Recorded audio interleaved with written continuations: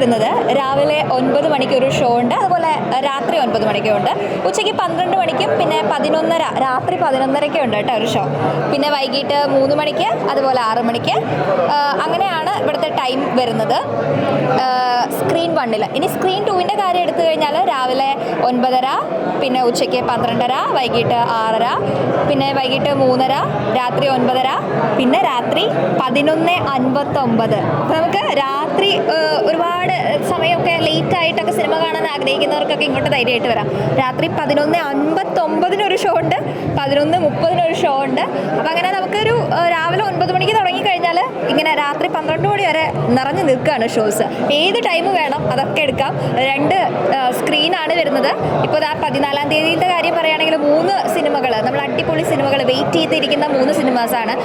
ബ്രോമൻസ്, അതുപോലെ പൈങ്കിളി, പിന്നെ ദാബി. ഈ 3 സിനിമ ഈ 2 സ്ക്രീനിലായിട്ട് 10 ഷോസ് ആയിട്ട് വരുന്നുണ്ട്. അപ്പോൾ ഇഷ്ടമുള്ള ടൈമിൽ ഇഷ്ടമുള്ള സിനിമ കണ്ടിട്ട് പോകാനായിട്ട് പറ്റും.